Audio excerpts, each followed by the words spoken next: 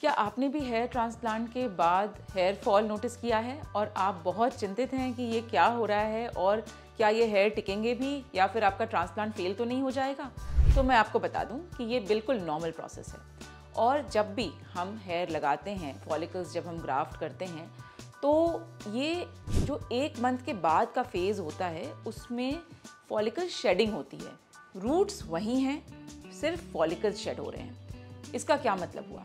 जब भी हम हेयर ग्राफ्ट प्लेस कर रहे हैं एक स्लिट में, तो उसके अराउंड एक कोगुलम बनता है जिसके थ्रू प्रोटीन जो है वो न्यू फॉलिकल या न्यू ग्राफ्ट में जाता है।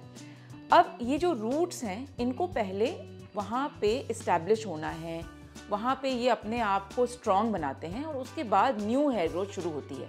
लेकिन ये जो एग्जिस्टिंग हेयर के साथ जो हमने ग्राफ्ट किया है वो एग्जिस्टिंग शैफ्ट जो है गिर रहा है। और इसका मतलब ये नहीं है कि रूट्स निकल रहे हैं। ये जो आप ब्लैक कलर का जो हेयर फॉल देख रहे हैं वो एक नॉर्मल प्रोसेस है और ये सिर्फ फॉलिकल की शेडिंग हो रही है। जब ये रूट्स वहाँ पे पक्के हो जाते हैं उसके बाद अराउंड 3 मंथ्स में हेयर ग्रोथ शुरू होती है।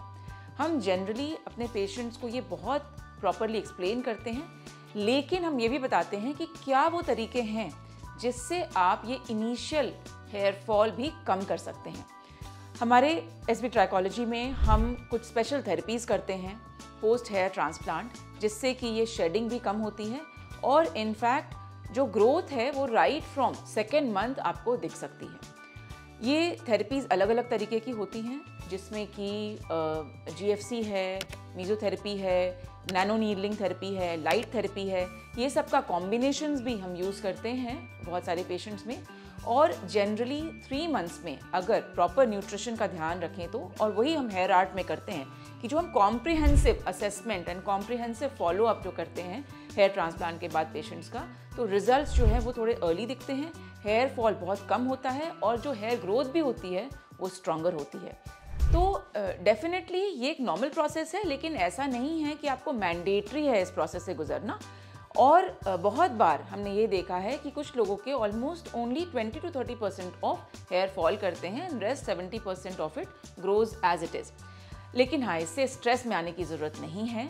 और अगर आपको हेयर फॉल महसूस हो रहा है और आप देख रहे हैं डेली, एक्चुअली वो बहुत स्ट्रेस का टाइम होता है कि आपने हेयर ट्रांसप्लांट करवाया और विदिन 1 मंथ आपको लगने लगा कि अरे जहाँ भी हेयर ट्रांसप्लांट कराया वहाँ तो बिल्कुल प्लेन हो गया स्कैल्प और बिल्कुल भी कोई हेयर ग्रोथ नहीं आ रही।